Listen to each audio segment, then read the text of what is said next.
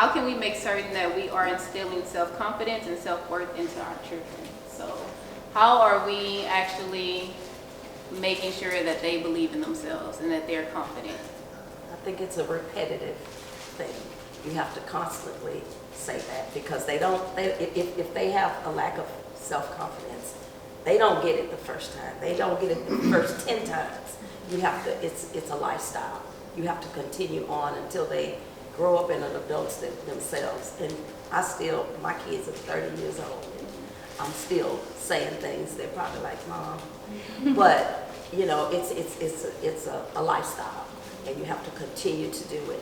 And you have to modify it sometimes, because just like he talked about being self-aware, when we're talking about children, funny story, maybe I shouldn't tell it on camera, but my grandson, he doesn't have a lot of self-confidence.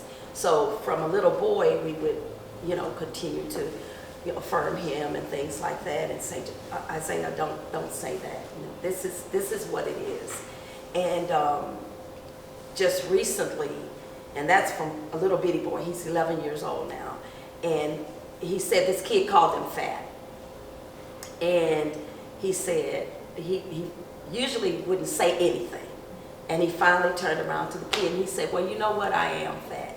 He said, but I can do something about being fat, but you can't do anything about being ugly. No. That does not it. But I felt good that he finally stood up for himself, and he finally was aware of his weight or whatever. And but it may not have been the way we wanted it. It might not have been what Jesus would have done. But, to make him, he was self-aware at that point. So it was like, yay, he got it. He got it that he's all right who he is. Just own who you are and you're good. You don't have to be perfect. You're good. That was a great response. I have nothing else to add. Hey, you got something? Yes, I do. Okay.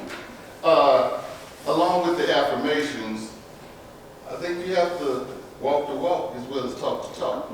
You have to be that example to your children. So that, you can tell them, hey, you need to be this and you need to be that. You need to be self-confident. You need to be aware and all of that good stuff. But if you're not role modeling it to your children, you're missing. They're missing the most important example, and that's you.